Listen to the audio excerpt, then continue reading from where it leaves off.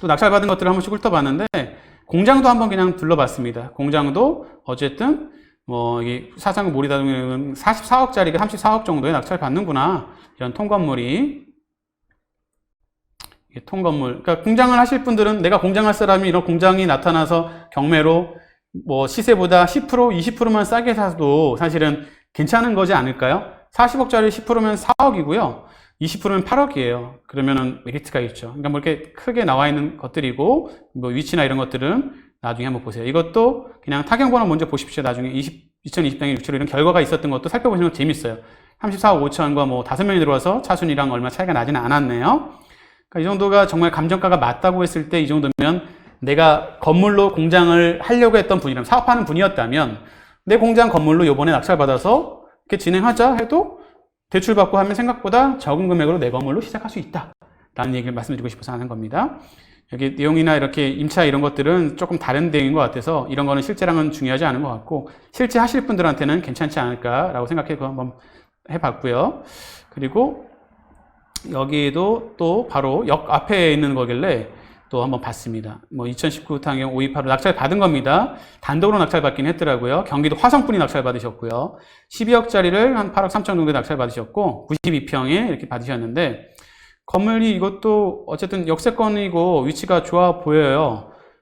보면 안에 내부도 어느 정도 되어 있고 쉽게 나갈 수 없지 않을까라는 좀 어느 정도의 짐작은 해볼 수 있을 것 같은데, 정확한 건 임장을 해보고 확인하셔야 됩니다. 확인하기 전에 뭐 판단하면 안 되시고요.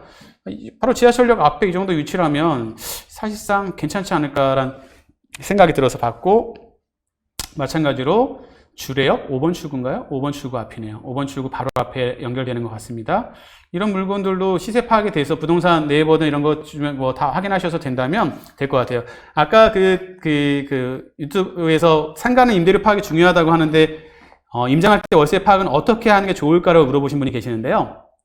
말씀 한번 드린 것 같은데, 매수할 것처럼, 매도할 것처럼, 임대할 것처럼 해서 최소한 3군데 이상을 근처 부동산 다 다르게 물어보셔야 되고요. 그리고 내가 무언가를 할 것처럼 물어보시는 게 가장 좋아요. 무슨 얘기냐? 제가 여러 가지 했지 않습니까? 헬스장도 했고, 뭐 유아체육도 했고, PC방도 했고. 그럼 면적을 봐서 제가 PC방을 하려고 하는데요. 여기 한 몇 평 이상 되는 거, 비슷한 걸 짜줘야겠죠. 예를 들어 지금 이 물건이라면 제가 PC방을 할 건데 한 100평 정도 되는 걸 찾아요.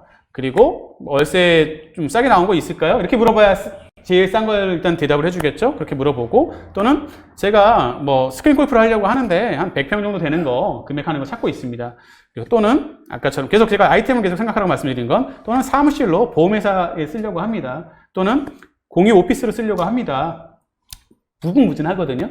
그렇게 하나하나에 다르게 말씀드릴 수도 있고 해서 얘기를 하다 보면 매도, 매입 또는 임대에 대한 게 통계가 나오게 되거든요. 그럼 거기서 평균치가 나오면 그 금액을 좀 신뢰할 수 있겠죠. 너무 하나만 믿으시면 안 되고, 요새 네이버 부동산에도 나와 있는 거로 평당 가격을 알아보시는 것도 가장 쉬운 방법이지만, 또 한 번은 그렇게 해서 가서 보셔야 비교할 수가 있습니다. 그럼 때로는 아이러니하지만 이 경매 물건을 보여주기도 해요.